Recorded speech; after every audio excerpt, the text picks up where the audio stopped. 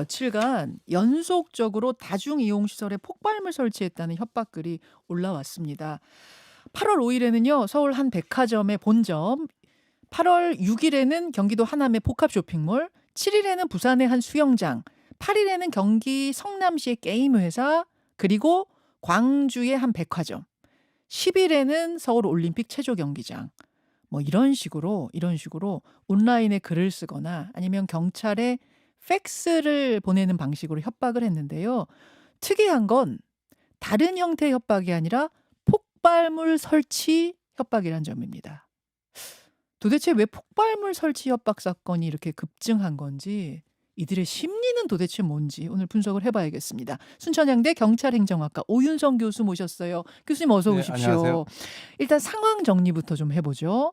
최근에 있었던 폭발물 설치 협박 사건 제가 쭉 소개한 것 뭐 다 비슷한 형태인가요? 예, 그렇습니다. 이제 사실 뭐 지난번에 송도 그 사제 총기와 예. 관련된 그 폭발물 그 설치는 가장 결정적인 차이는 실행을 했는가 안 했는가. 예. 그러네요. 그리고 이제 그쪽은 그렇게 떠들지 않았죠. 음, 음. 그러니까 이제 진짜로 하는 그런 입장에서는 별로 그렇게 남들에게 뭔가 광고를 하듯이 하지 않는데, 예. 이번 사건들 보게 되면 이제 예. 전부 다 물론 이제 경찰의 입장에서는 그런 그 신고를 받고 '아 이게 장난전할 거다.'라고 해서 출동을 안 할 수는 안 없어요. 할 수가 없죠. 네. 만에 하나 모르니까. 그렇습니다. 그래서 일단 뭐 이런 신고가 한번 접수가 되면 네. 그 관할 경찰서는 적어도 뭐 한 하루 이틀 정도는 거의 업무가 마비가 되는 그럼요. 막 그런 그럼요. 상황이 이제 되는 것인데요. 음. 실제로 이제 이번에 보니까 한 일 주일 동안 한 7건 정도가 됐네요. 많아요. 예. 지금 뭐 보니까 한 명이 이제 검거가 됐고 한 명이 자수를 했고, 음. 나머지 것들은 이제 지금 이제 추적 중인데, 이제 그중에서도 음. 아까 이제 말씀 나왔습니다만 뭐 일본 변호사를 사칭하는 뭐 음. 그 사건 같은 경우는 지금 장기적으로 지금 이제 추적을 하고 있는 그런 상황입니다. 자, 최근 일주일만 들여다봐도 7건, 폭발물 설치 협박건만 7건, 그중에 범인이 잡힌 건 그 신세계 본점 협박범 제주소년, 예. 요렇게 되는 거예요. 이렇게 단기간에 폭발물 설치 협박 사건이 몰린 거는 이건 이례적인 거 맞죠, 교수님? 그렇습니다. 지금 뭐 제 경험으로 봐도 이렇게 집중적으로 어떤 한 사람이 뭐 폭발물을 뭐 설치했다라고 하니까 막 이어져 내려온, 예. 뭐 물론 이런 거는 있었습니다. 어떤 게 있었냐면 네. 2023년에 신림역 사건, 분당 서현역 사건 때도, 그때도 이제 살인 예고글들이 살인 예, 예고글. 한 예. 40여 차례 이제 올라왔었죠. 예, 예. 그때도 뭐 이와 유사한 그런 케이스였는데, 그때는 어떤 사건을 실제로 발생되는 걸 보고 음. 이제 그 모방 범죄 음, 비슷한 뭐 음. 그런 어떤 예고글들이 올라왔었죠. 근데 이제 지금 같은 경우는 사실 또 뭐 그하고 비교는 할 수 없습니다만, 만약에 폭발물 사고가 발생이 되면 이게 테러란 말이죠. 그럼요. 국가 비상사태거든요. 그럼요. 예, 그런 상황이기 때문에 지금 이유는 정확히 모르겠으나 이렇게 한꺼번에 일주일에 7건이 몰렸다라고 하는 것은 대단히 그 예외적인 그런 그 맞아요. 사건이라고 봅니다. 왜 폭발물인가? 저는 이것도 궁금해요. 그러니까 뭐 어디에 불 지르겠다, 뭐 누구를 납치하겠다, 무슨 독극물을 살포하겠다 이런 협박들 종종 있었습니다만 이렇게 폭발물을 어디에 설치하겠다라는 사건이 협박이 이렇게 몰린 적은 없어요. 왜 폭발물 설치라고 보세요?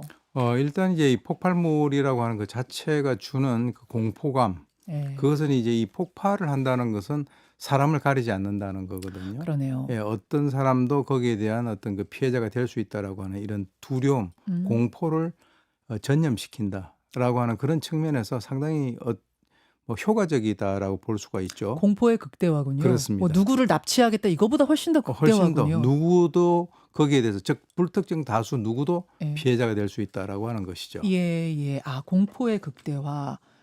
근데 이게 지금까지 드러난 건 다 허위였잖아요. 그렇죠. 말하자면은 장난친 거잖아요. 네네. 그 이 심리는 뭐예요? 이들의 심리는 뭡니까? 뭐 이전에 이제 우리가 만우절 때 예. 뭐 이렇게 불났다 전화하고 하는 이런 것들은 그래도 어떻게 보면은 뭐 지금 이런 것에 비하면 음. 그것은 좀 뭐 치기 어린 그런 행동이다라고 119에 하는. 전화해서 불났어요. 네, 예, 장난. 예, 불났어요. 예. 불장난. 네, 예, 장난 불장난하는 신고. 거. 예. 근데 이제 지금 이번에 이제 특히 한 명 검거됐는데 제주인 중학생, 그 중학교 1학년. 중학생이 하는 얘기가 사람들 반응을 보고 싶어서 전화를 했다. 바로 이거거든요.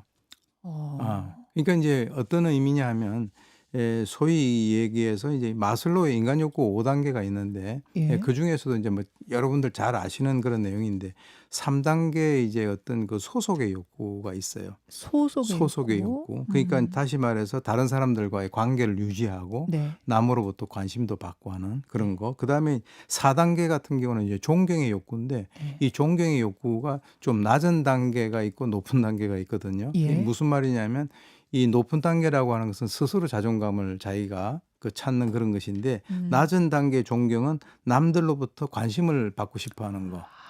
네. 그게 좋은 관심이든 나쁜 관심이든 관심을 받고 싶어 하는 거? 그렇죠. 그게 사실 존경이 아닌데 나쁜 관심은? 그렇죠. 근데 자기가 생각할 때 자기 나름대로의 주관적인 남들로부터의 관심, 존경 이런 것들인데 그것은 이제 근본적으로 이 모든 범죄들이 열등감이라든지 예. 현실에 대한 불만 예. 그리고 이제 소위 인정 욕구 이런 것들이 이제 상당히 기저에 깔려 있을 그럴 가능성이 상당히 크거든요. 예. 그러니까 이제 전화 한 통으로서 세상이 막 뒤집어진다든지 그리고 막 신문에 보도 또는 뉴스에 보도가 된다든가 하는 그런 것들을 보고 자기의 어떤 그 존재감을 확인하는 그런 비뚤어진 그런 욕구가 이런 것과 이렇게 같이 결부가 된 것이 아닌가라고 봅니다. 열등감, 사회적 불만, 거기에다가 인정 욕구가 결합이 돼서 일종의 비뚤어진 관종병이네요. 뭐 그렇게 볼 수가 있겠죠. 비뚤어진 관종병. 관심이 쏟아지긴 하죠. 근데 아주 엄청나죠. 비난의 관심인 건데 그것조차도 우와 내가 이렇게 관심 받고 있어? 나 대단해? 이렇게 착각한다는 거예요. 그렇죠. 그게 일반적인 그런 행동을 하는 사람들의 심리로 볼 수 있습니다. 알겠습니다. 알겠습니다. 최근에 폭발물 협박범들 중에 검거가 된 사람은 조금 전 말씀하신 그 제주 중학생 한 명뿐이긴 합니다만 범위를 좀 더 넓혀볼게요. 다양한 공중 협박 범죄 데이터를 보니까 올 3월부터 지난달 그러니까 7월까지 공중 협박 범죄 수가 총 72건입니다. 72건. 근데 잡고 보니까 절반이 2030이었대요. 이거는 우연입니까? 아니면 이것도 이유가 있습니까?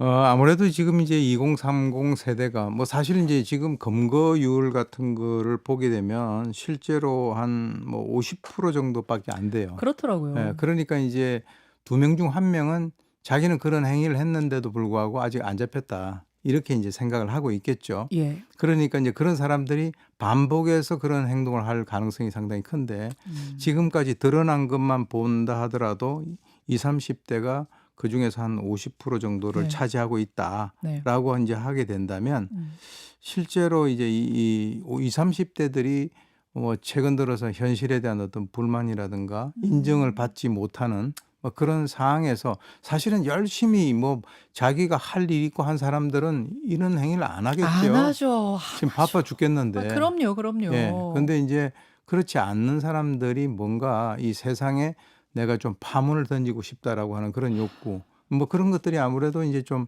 20, 30대를 중심으로 이것만 본다 하더라도 예. 그렇게 우리가 해석을 할 수 있겠습니다. 근데 왜 이렇게 못 잡는 거예요? 뭐예요? 왜 절반밖에 못 잡았어요? 글쎄요. 지금 뭐 이번 같은 경우도요. 지난번에 8월 8일 날 성남에 이제 게임 회사에 예. 폭발물 설치했다는 30대는 자수를 했어요. 그 사람 자수했어요? 예, 자수를 했는데 그렇지만 지금 이게 어떤 사항들을 보게 되면은 뭐 휴대폰으로 이제 전화를 했는데 유심 칩이 없고 다른 사람의 휴대폰을 전화를 한다든가 하는 그런 것들 때문에 아까 또 이제 좀 있으면 얘기 나오겠습니다만은 뭐 외국에서 팩스를 보낸다든지 뭐 이제 이렇게 되면 상당히 경찰의 입장에서도 검거를 할 수 있는 그런 가능성이 상당히 떨어지게 되는 거죠. 그렇군요. 그럼 그 이야기로 넘어가 보겠습니다. 최근 발생한 폭발물 협박 범죄 중에 한 사건을 좀 따로 떼서 볼 텐데 조금 전 말씀하신 그 일본 변호사 명의로 도착하고 있는 협박글이에요. 그제 있었던 그 올림픽 체조 경기장에 폭발물 설치했다는 요 협박 사건. 이 사건 팩스로 협박글을 보낸 건데요. 이 사람의 팩스 번호를 들여다보니까 지난 8일에 학생들한테 황산 테러 하겠다고 협박글 경찰에 보냈던 팩스 번호하고 동일했고 이 8일 황산 테러 협박범은 자신을 일본 변호사 가라사와 다카히로라고 소개를 했단 말입니다. 여러분 가라사와 다카히로라는 이름 좀 낯이 익지 않으세요? 이 사람 누구냐면은 2023년에 그때도 이런 협박 사건이 있었는데 그때 등장했던 일본 변호사 이름이 가라사와 다카히로입니다.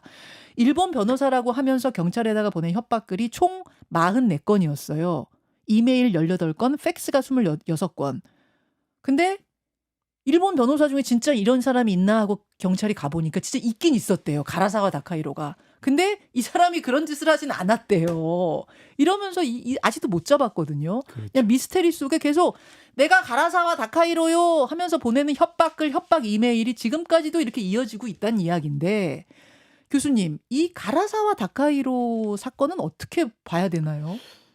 지금 우리가 이제 보이스피싱이라든가 이런 여러 가지 사건들 중에서 경찰이 이제 상당히 좀 어려움을 겪고 있는 것이 예. 기본적인 여러 가지 베이스가 외국에 있다든가 이제 이런 식이 되면은 결국은 이제 그쪽 현지 경찰하고 공조 수사를 해야 그렇죠. 되는 그런 상황이거든요. 그렇죠. 이 사건 같은 경우도 2023년 8월에 시작이 돼 가지고 지금까지 2025년 금년도 2월까지 쭉 되다가 이제 최근에 들어서 아까 말씀하셨던 황산 테러, 네. 백화점.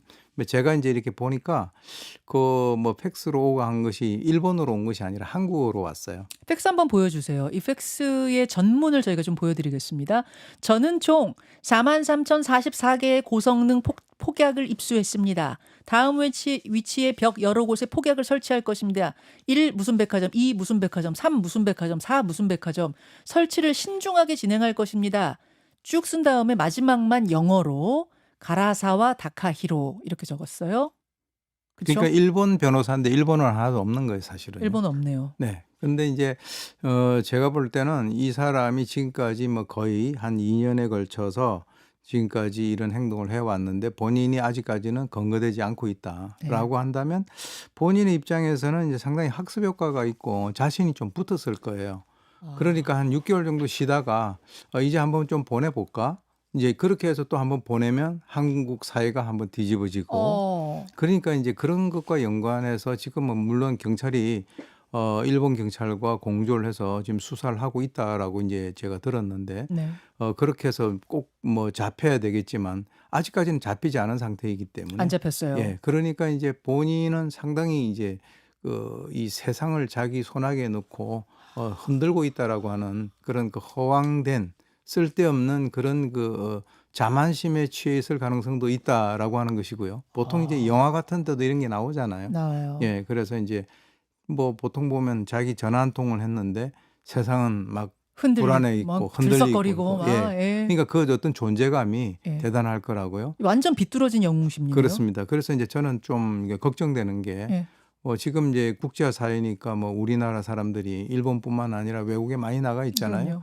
근데 이거 보고 나도 한번 해볼까 이런 것들이 연속이 되게 된다면 저는 제가 볼 때는 이 사람이 일본인보다는 네. 만약에 일본에 있는 사람이라면 일본에 있는 한국인 가능성이 크죠.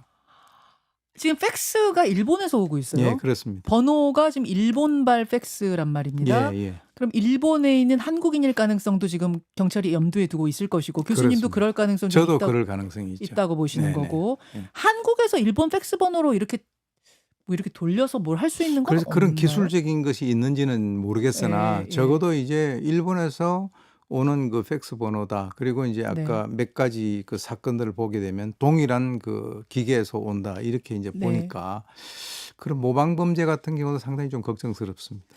이 2023년부터 지금까지 44건 넘는 가라사와 다카히로 예. 중에 동일 인물이 가장 많을 거지만 또 이걸 모방해가지고 내가 가라사와 다카히로요라는 또 모방 범죄도 섞여 있기도 하겠네요. 제2, 제3의 네. 가와사라 다카히로가 나올 수 있는 가능성이 있다는 거죠. 참, 아이고야, 이 결국은 이제 비뚤어진 영웅심리, 비뚤어진 관종병 이게 만들어낸 사건들인데 어떻게 이게 해결 방안이라는 걸 좀 찾을 수 있나요? 이거 일단 제 느낌은 빨리 잡아 가지고 뭔가 엄벌해야 될 것 같은데 사회를 너무 불안하게 뭐 하잖아요. 그렇습니다. 이제 제일 중요한 것은 이제 조속히 검거를 네. 하는 것인데 네. 지금 이제 이와 연관돼서 사실 우리가 이제 뭐 이런 일들이 벌어진다 하더라도 사법부에서 그 처벌하는 걸 보면 네. 어떻게 보면 솜방망이 처벌이에요. 예. 실행하지 않았기 때문에 네. 오직 하면 저희가 이제 법을 바꿔서라도 이전 같은 경우는 협박죄 같은 경우는 특정인을 대상으로 한 그 반의사 불벌죄였는데 아까 이제 말씀드렸던 그 공중 협박죄 같은 경우는 예. 불특정 다수라든가 다수 대상으로 했을 때 거기에 대해서는 5년 이하의 징역, 2천만 원 이하의 벌금, 그리고 상습범 같은 경우는 7년 6개월 이상의 7년 6개월 이하의 징역, 그리고 이제 그 3천만 원 이하의 벌금, 이제 이렇게 상당히 강화시켜 놨음에도 불구하고 예. 이 법의 어떤 그 효과라고 하는 것이 아직까지는 제대로 미치지 못하고 있다라고 하는 것은 가장 핵심적인 게 뭐냐면 이렇게 검거된다 하더라도 네. 사법부에서 이런 행위에 대해서 굉장히 강력하게 처벌해야 되겠다는 그 의지가 조금 약하지 않는가 하는 그런 생각이 들고요. 이 법이라고 하는 것이 이제 집행은 신속성, 확실성, 엄격성이라고 하는 이 세 가지인데 네.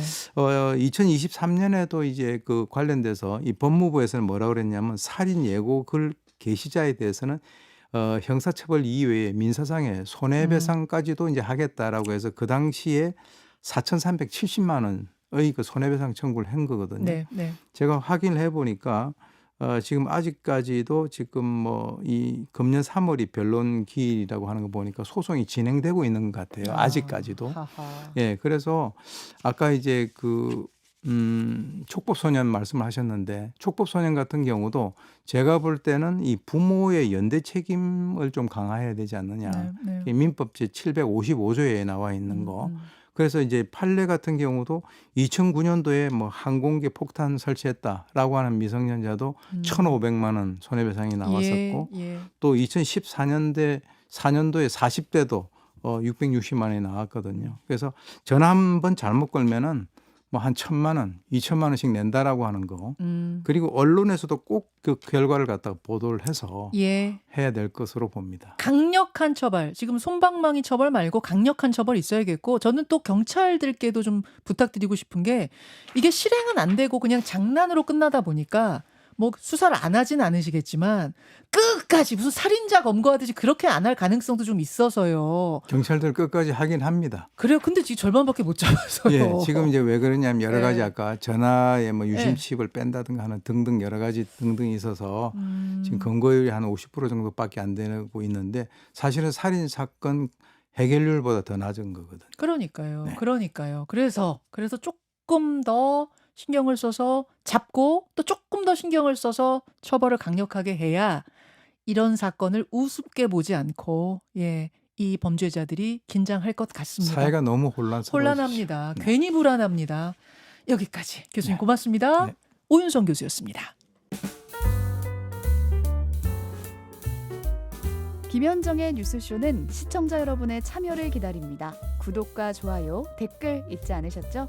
알림 설정을 해두시면 평일 아침 7시 10분 실시간 라이브도 참여하실 수 있습니다.